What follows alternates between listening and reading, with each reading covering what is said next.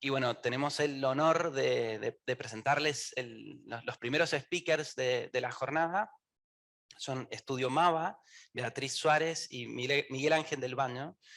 Son un estudio español especializado en packaging que está en un pueblito al sur, una ciudad en Murcia, al sur de España, y que vienen haciendo un trabajo espectacular desde hace no mucho tiempo. Son destacados porque no llevan tanto tiempo en la industria, sin embargo tienen una colección de premios y una cantidad de proyectos súper interesantes. Así que los voy a dejar con mucho gusto con ellos y que nos cuenten un poquito sobre tendencias y lo que están viendo en Europa. Así que esperamos que lo disfruten todos. Seguro. ¿Están por ahí? Hola Beatriz, hola Miguel Ángel. Hola, ¿qué tal? Hola, ¿qué tal a todos? ¿Se nos oye bien? Sí, Perfecto. los escuchamos bien. Acá en el vivo todavía no los estamos viendo a ustedes. Vale, bueno, pero por lo menos se nos escucha. Eso está bien. Sí. Ahí estamos. Bueno, bienvenidos. Bienvenidos. Ahí estamos, ¿no? Hola a todos.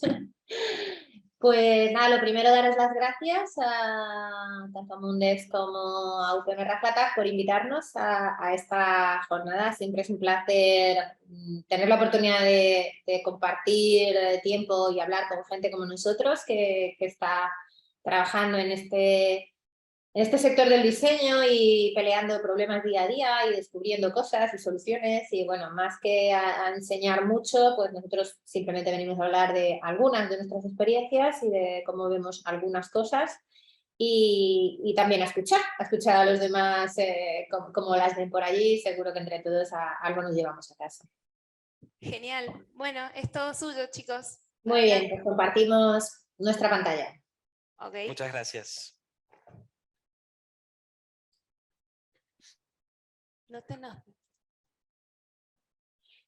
¿Se ve ya? Ok.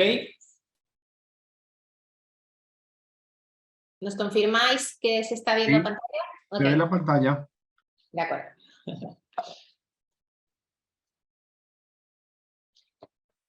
Vale, pues estuvimos pensando un poco en cómo empezar esta conversación, ¿no? Porque es una conversación, aunque vamos a hablar un ratito así un poco solos, pero esperamos que nos digan luego cosas los asistentes. Y se nos venía a la mente esta idea del valor de lo esencial, porque de alguna manera define lo que hacemos como diseñadores, nosotros y supongo que casi todos realmente.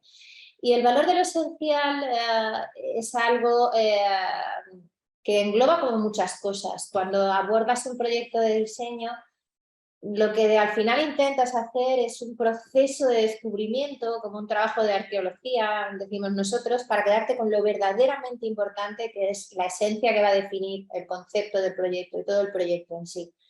Y si hablamos en términos de sostenibilidad, al final también es lo mismo. ¿Qué es lo que tiene valor? Lo más esencial, con lo que te tienes que quedar para que tu proyecto sea viable. Y todo aquello que solo sea accesorio, puedes prescindir de él. Entonces, de alguna manera, quisimos darle este pensamiento al proceso de diseño para que de alguna manera todo pueda conectarse. Sí, y bueno, vamos a presentarnos un poco a nosotros, al equipo, a contextualizar un poco quién somos y por qué creemos que nos han invitado, y luego vamos a ver 3 proyectos que nosotros creemos que son un gran ejemplo de cómo poner el valor y cómo poner el foco en lo esencial que ellos mismos tienen, cada uno de dimensiones distintas, de tipologías de clientes distintos, y cómo hemos ido tomando decisiones o nos hemos ido adaptando a las necesidades del cliente en cada momento para poner en valor lo esencial de cada proyecto, ¿no? Y como eran necesidades muy distintas en cada uno de ellos, creo que va a ser un buen ejemplo, ¿no? Nosotros somos una agencia de branding, aunque somos muy conocidos o más conocidos por el packaging, pero detrás de cada uno de nuestros proyectos de packaging hay como un ejercicio muy profundo y muy fuerte de branding, ¿no? Al final desarrollamos marcas de una forma estratégica. Es un poco como nos definimos. Ahora mismo somos 12 en el equipo. Aquí tenéis una foto por fin actualizada de los 12 a la vez. Somos un equipo multidisciplinar con gente con distintas especialidades, distintas nacionalidades, y bueno, estamos viviendo un momento ahora realmente dulce, en el que están llegando proyectos y clientes que realmente nos apetece mucho tener y trabajar con ellos, y que nos permiten también de alguna manera pues sentirnos realizados y sobre todo enfocarnos en ayudarles, que es lo único que hacemos. Vamos a ver un pequeño reel, resumen de nuestro trabajo, y así veis algo más que no solo los 3 proyectos que vamos a explicar en profundidad.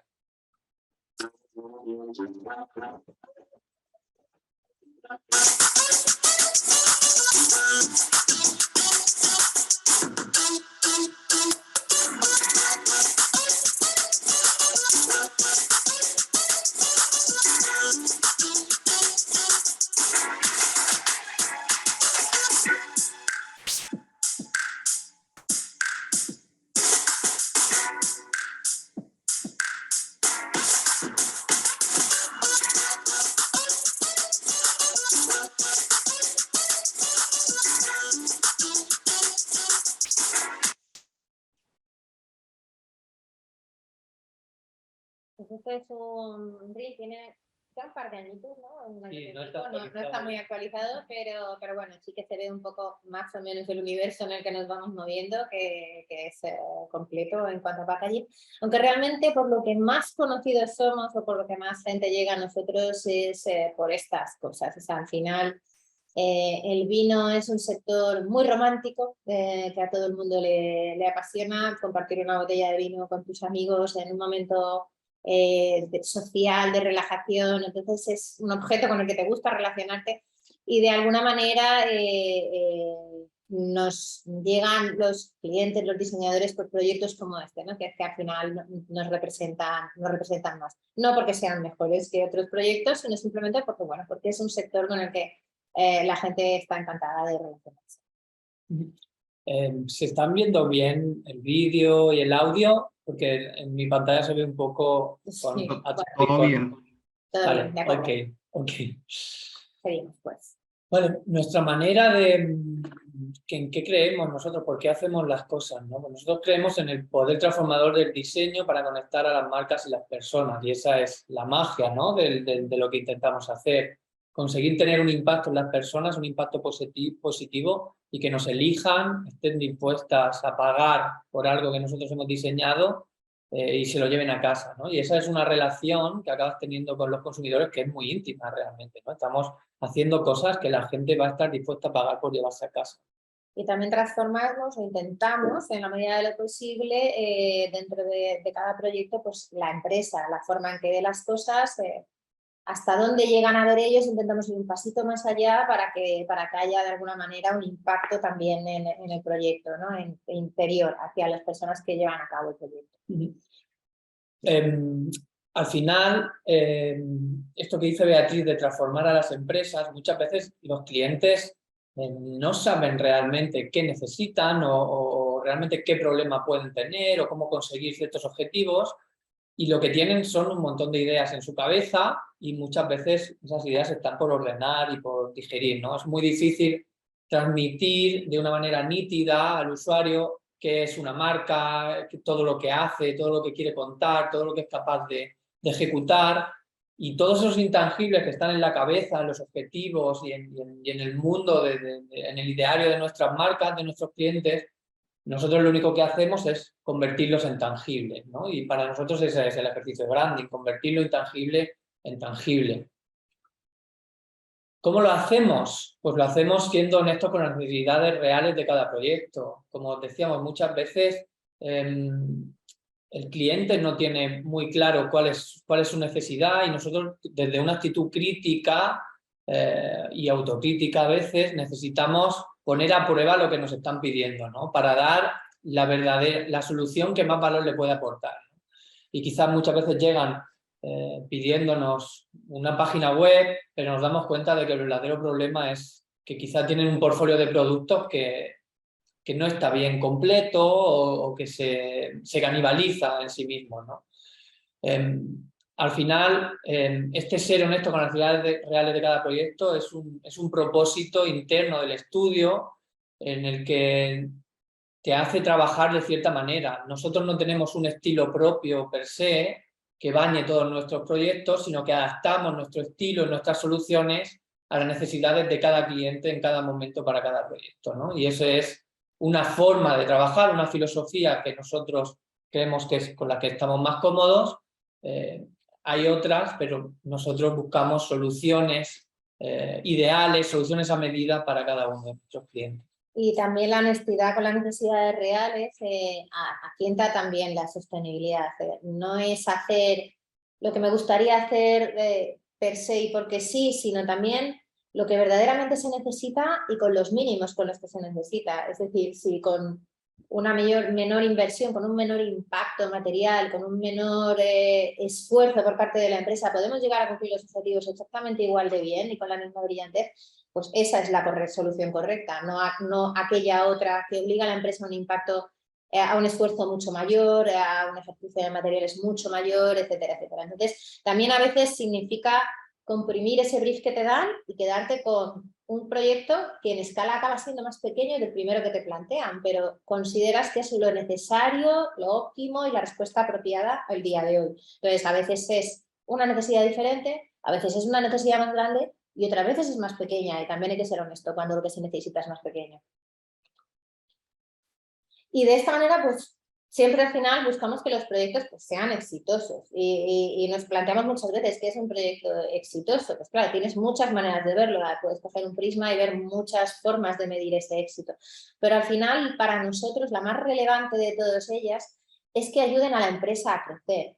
Porque si la empresa tiene buenos resultados con el proyecto que tú le das y hay mucha ilusión y un acto de fe importante cuando nos contratan a los diseñadores en nuestro trabajo, porque al final vamos a dar voz y tangibilizar esos intangibles por los que ellos trabajan mucho tiempo. Entonces, si hacemos muy bien nuestro trabajo, las empresas tienen buenos resultados. Y si las empresas o los empresarios, o a veces las personas, pero son proyectos muy chiquititos, consiguen crecer en sus objetivos, consiguen ir adelante, consiguen mejorar, consiguen ampliar su portfolio, llegar a más sitios, ser mejor escuchados o comprendidos, entonces el proyecto es exitoso. Si hacemos algo con lo que nosotros estamos muy satisfechos, muy brillante, muy vistoso, pero no es comprendido y por lo tanto a la empresa no le ayuda, el proyecto no habrá sido exitoso, por muy bonito que nos haya quedado. Entonces, este es el primer objetivo de cualquier proyecto para nosotros, y es que la empresa tiene que poder crecer. Nosotros siempre decimos, y es algo como muy manido, muy conocido ya, ¿no?, que el diseño tiene el poder de crear valor, y eso es algo que todos los que estamos en la profesión tenemos muy claro. Y también, pero nos gusta a veces matizarlo, ¿no?, y decir que el diseñador tiene la responsabilidad de crear valor. Entonces, no es un ejercicio de diseño, un proyecto no es un ejercicio gráfico, artístico per se, con el que nos sentimos inspirados y realizados, sino que hay una responsabilidad implícita en él, ¿no? Y esa responsabilidad es, como decíamos, crear valor, ayudar a la empresa a crecer, darle soluciones a la empresa, a la marca, para que crezca, para que conecte mejor con los usuarios, o para que tenga mejores resultados, ¿no? Y muchas veces esos mejores resultados van a llegar a través de esas decisiones que como diseñadores tenemos la responsabilidad de tomar en cuestión de acabados, en cuestión de materiales, en cuestión de inversión en ciertas cosas o de dónde poner el foco como marca, ¿no? Y aquí la sostenibilidad es algo que empieza a ser capital y que ya los propios clientes nos lo empiezan a exigir y empiezan a saber qué soluciones pueden tener nuevas, novedosas, cómo pueden empezar a transformar sus empresas para realmente ser más rentables. Al final no es un ejercicio altruista per se, saben que el ser más sostenible también lo puede llevar a ser más rentables. Perdón. ¿Y cómo encontrar lo esencial? ¿Vale? Como cada proyecto cuando llega a nosotros y iniciamos esta ruta, ¿no? Este viaje de encontrar lo esencial de cada uno de ellos. Y sí que hay algo que se repite, es una constante, es una forma, luego el camino te lleva por la exploración por sitios diferentes y cada proyecto es un mundo, pero sí que hay una forma de abordar las cosas y una serie de cuestiones que siempre tratamos de resolver en cada proyecto. Nosotros siempre decimos que las marcas, las empresas, son las personas que hay detrás de ellas. Y al final estamos tratando con personas y estamos cumpliendo objetivos, deseos, anhelos, incluso sueños y necesidades de las personas que nos contratan y confían en nosotros, ¿no? Entonces, nuestra manera de encontrar lo esencial siempre es trabajar con esas personas, ¿no? Y nosotros hablamos siempre del arte de preguntar, del arte de gastar tiempo con nuestros clientes, estar con ellos, aprender, hacerles muchas preguntas, empaparnos de sus proyectos, de sus necesidades, de sus sueños, de sus ambiciones, y nos dimos cuenta que siempre hablamos del arte de preguntar, pero realmente de lo que estamos hablando es del arte de escuchar, ¿no? Esa manera, nuestro proceso, lo que a nosotros nos ayuda a encontrar lo esencial de cada proyecto es escuchar a nuestros clientes, ¿no? Ellos tienen las respuestas, ellos saben más que nadie de cada proyecto, de cada sector, y a nosotros nos resulta muy provechoso empaparnos de ellos, gastar tiempo con ellos, visitarlos, que nos cuenten, que nos ayuden, que nos enseñen, testear con ellos, catar un vino con ellos. Y de ese tiempo que invertimos juntos, cuando más aprendemos, cuando más claro vemos las necesidades del proyecto y cuando para nosotros es mucho más fácil afinar la puntería para ir con una propuesta que sea realmente ganadora, ¿no? Y que cumpla las necesidades y ya un traje a medida para ese cliente. Al final, escuchando, realmente hay una serie de preguntas que nosotros queremos dejar resueltas y que hacemos una y otra vez y de múltiples maneras, no porque la primera respuesta no sea precisa o completa, sino porque cuando iteras sobre un mismo tema una y otra vez, aparecen nuevos matices, aparecen nuevas cuestiones que a nosotros como diseñadores nos ayuda a detectar ese valor esencial del que hablábamos, eso que brilla, que a veces sale de una palabrita y de repente hace pling y aquello que parecía insignificante al principio se convierte en esencial.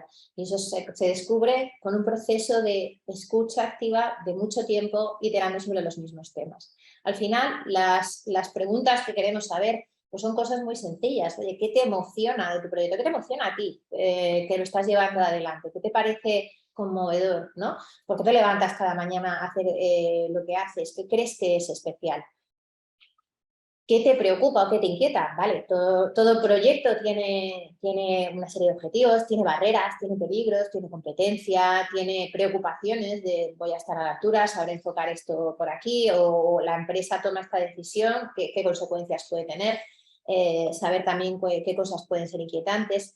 ¿A quién crees que le interesará? Básicamente con quién vamos a querer hablar, porque lo que nosotros vamos a hacer es darle voz a un diálogo que van a querer mantener con alguien. Entonces, ¿con quién vamos a querer hablar? Hombre, con todo el mundo, si puede ser, vale, sí, pero tenemos que hablarle a un tipo de persona, ¿no? Entonces, ¿con quién crees que vamos a poder hablar? ¿A quién le va a interesar? Y al final de todo, y lo más importante de todo, es por qué hacemos lo que hacemos. ¿Por qué esto? ¿Por qué ahora? ¿Por qué un vino? ¿O por qué unos zapatos? ¿O por qué un libro? ¿Por qué? Y esta pregunta que parece fácil no es nada fácil de responder y solo después de mucho tiempo de conversación acaba apareciendo el verdadero porqué. Y a veces ni siquiera se verbaliza, pero está ahí y lo podemos descubrir. ¿Sí? Sí, al final, después de pasar tanto tiempo con los clientes, de recabar tanta información y experiencias con ellos y de alguna manera estar haciendo un contrabrief continuo durante toda esa primera fase, lo que nos damos cuenta a lo largo del tiempo es de que simplemente los diseñadores somos conectores de ideas, ¿no? Hay un montón de ideas, hay un montón de posibilidades, de caminos que el cliente ha explorado, que quiere explorar, o de beneficios que su producto tiene, que podríamos contar o que no podríamos contar, y lo que vamos a hacer simplemente es conectarlo de alguna manera que sea emocional, que sea emotiva y que nos ayude pues a conectar realmente con los clientes, ¿no?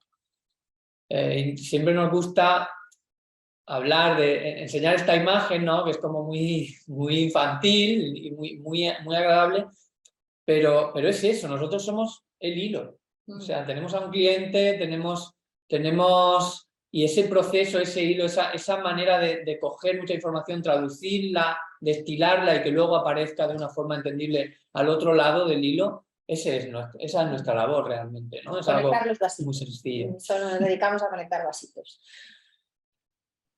Y los proyectos son como una cebolla al final, por eso iteramos tanto y por eso hay que preguntar tanto, porque al final tú cuando tienes una cebolla tienes algo parecido a esto, pero cuando decides que vas a cocinar o que vas a hacer algo con ella, al final lo que te encuentras es más esto, un montón de capas y de capitas que te hacen llorar también cuando lo vas descubriendo, hasta que llegas ahí a lo esencial que está en el centro, ¿no? Entonces los proyectos son un montón de capas, y tenemos que ir pasando por todas ellas. Algunas serán importantes, otras pasaremos más rápido, pero tienes que ir desgranando esas capas para poder llegar al corazón del proyecto.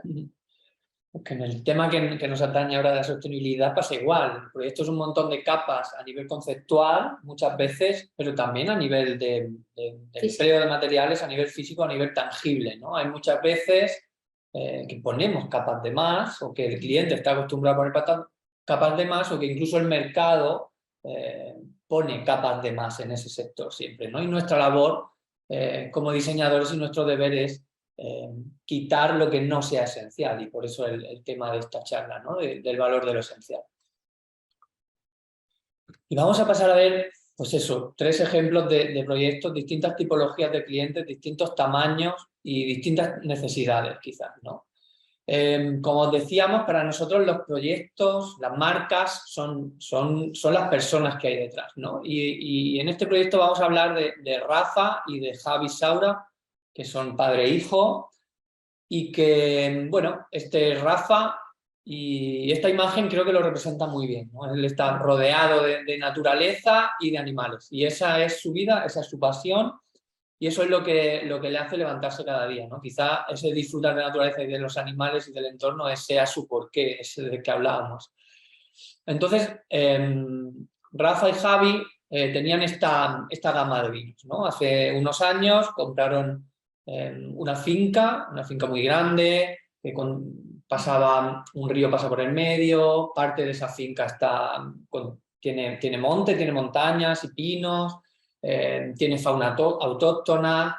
Entonces ellos lo que se han dedicado los últimos 7 años es a plantar viña, de hecho a plantar viña en un lugar donde todo el mundo les decía que no se podía plantar viña, a intentar elaborar su propio vino allí, pero no queda ahí la cosa, esa sería una parte muy pequeña de la historia, ¿no?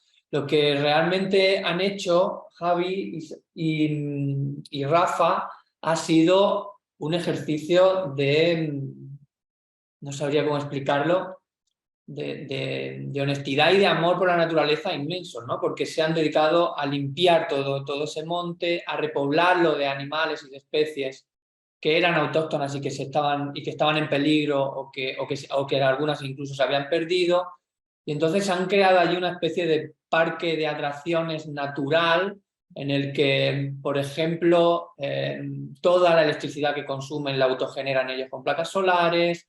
Lo mismo pasa con el agua que van recogiendo y filtrando. Bueno, si hay un proyecto que sea sostenible, quizás sea este de Rafa y Javi, ¿no?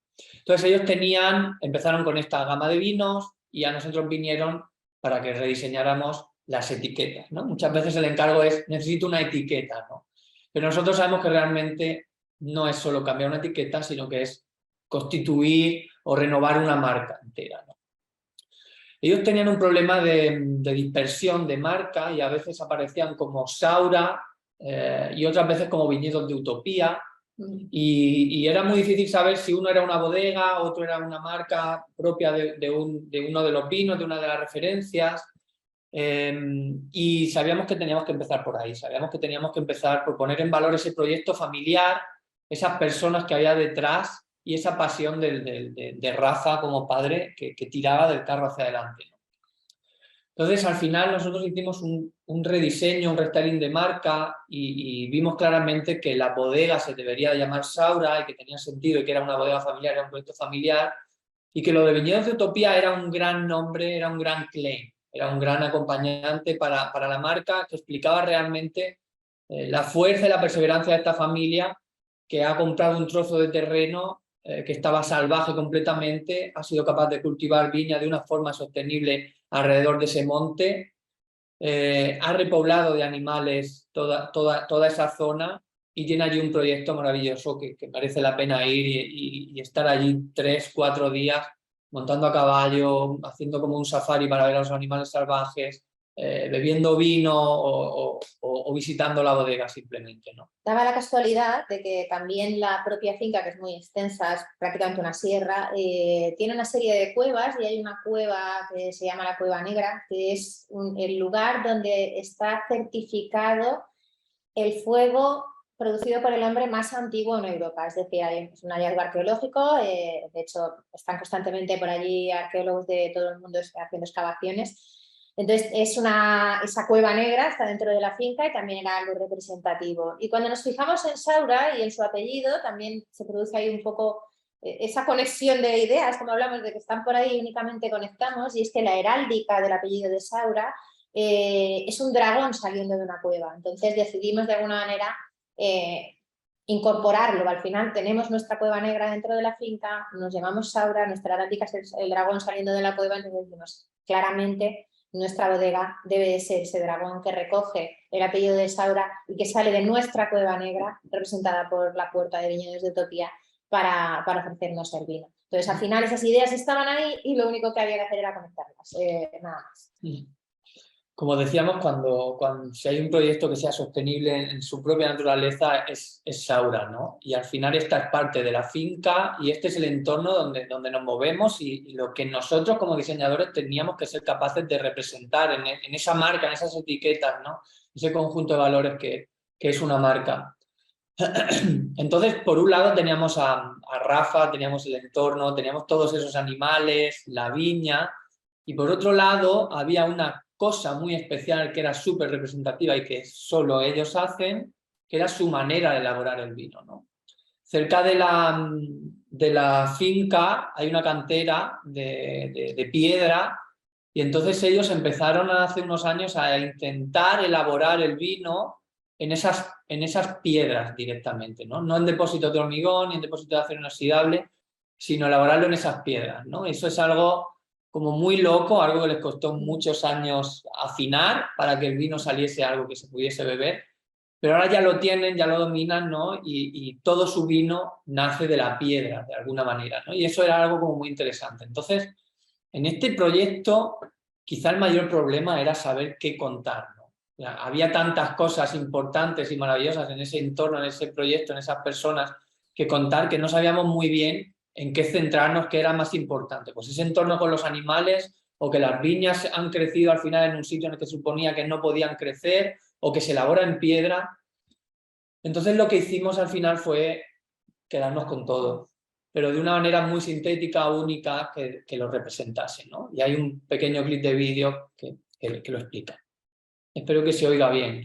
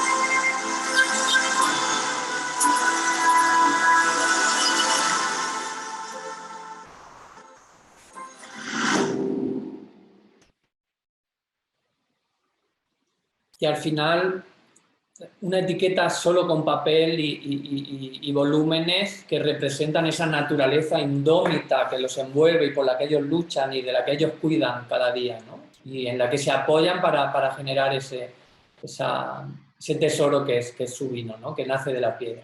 Al final esto es un sistema muy antiguo, si lo pensamos. Ya en la antigua Mesopotamia se hacían huecos grabados bajo relieves en la piedra para representar la naturaleza, los dioses, la meteorología, las cosas que les parecían relevantes. Entonces es una manera de recoger exactamente esa forma primitiva que se tenía de trabajar y al final tenemos piedra y tenemos naturaleza, representémosla de alguna manera reflejando esta piedra.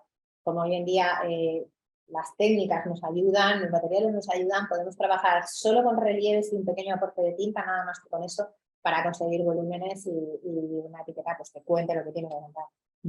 Para nosotros el poner el valor en lo esencial no significa no poder ser narrativos o no poder hacer algo súper expresivo, bello per se, ¿no? Sino simplemente es cuidar ese proceso y analizar y destilar con mucho detenimiento y mucho pensamiento para al final, sí, nos hemos quedado con lo esencial, pero es que lo esencial aquí es poder representar esta escena que te explique de un vistazo de qué va esto, ¿no? Y de qué va este vino que está tallado en la piedra. Al final creamos esta familia de 3 vinos.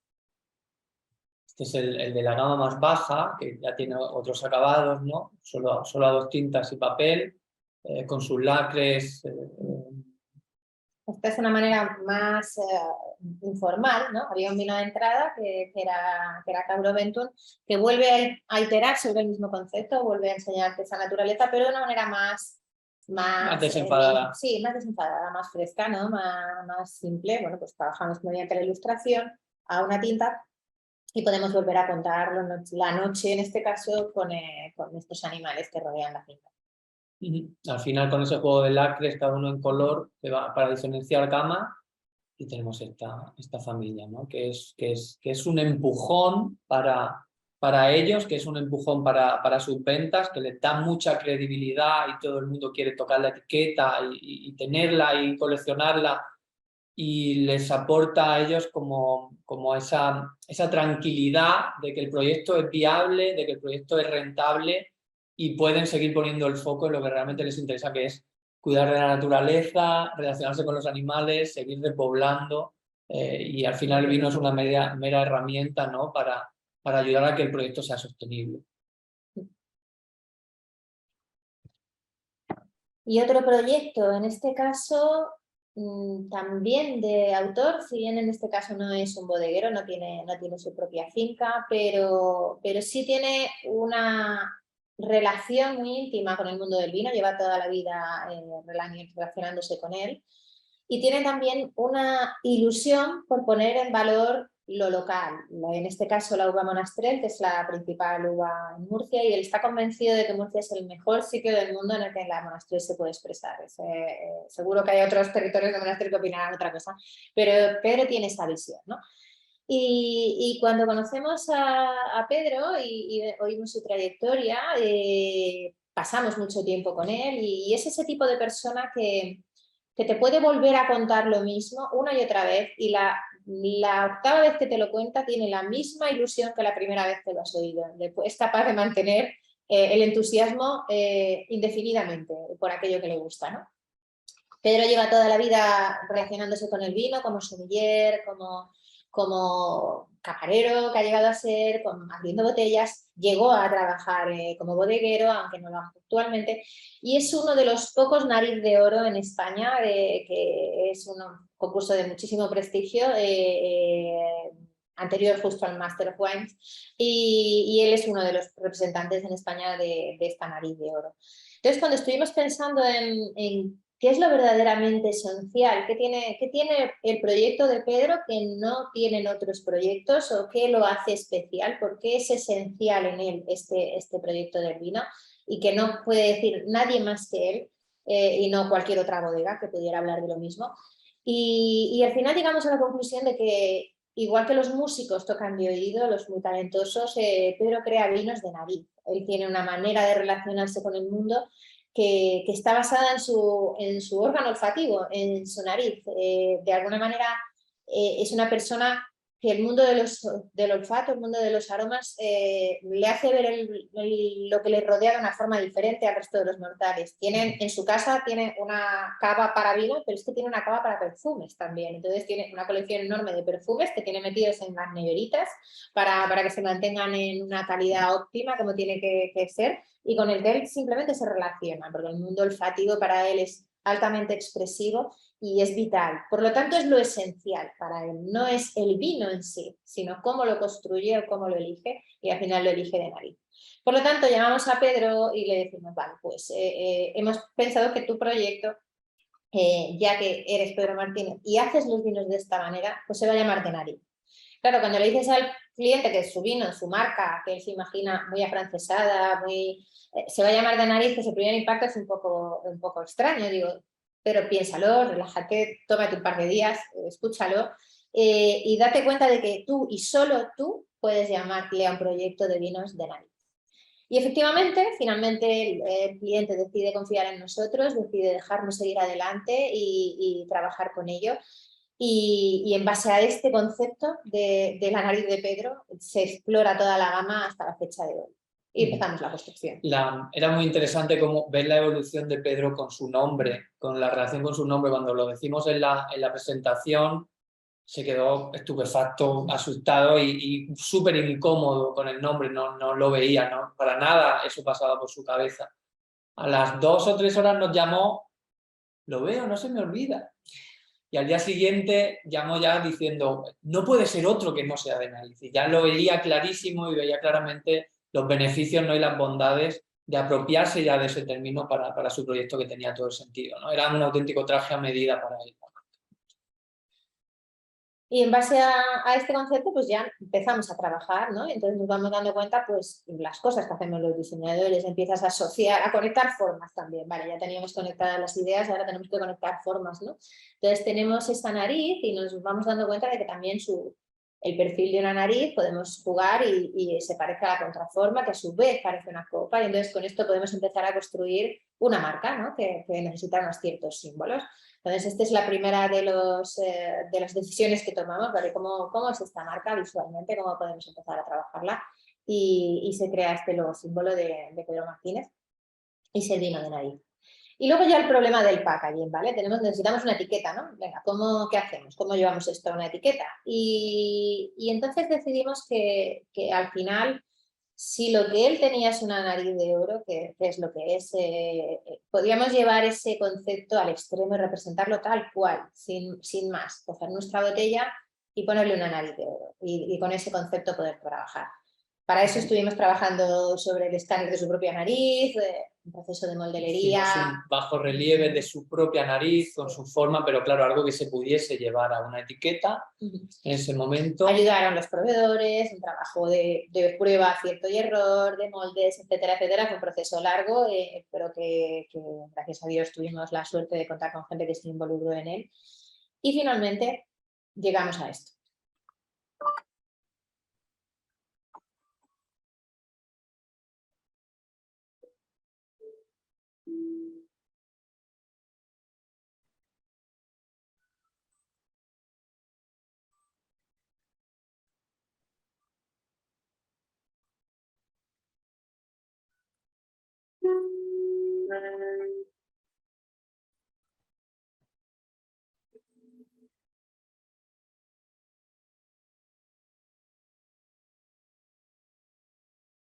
El proyecto creció conforme se iba desarrollando, el proyecto crecía, ¿no? Y pasamos de tener una botella edición limitada, que era esta, y que era la parte más premium, más vistosa, ¿no? Más apetecible para la gente, y además el vino más caro, a tener una familia de 3 vinos distintos.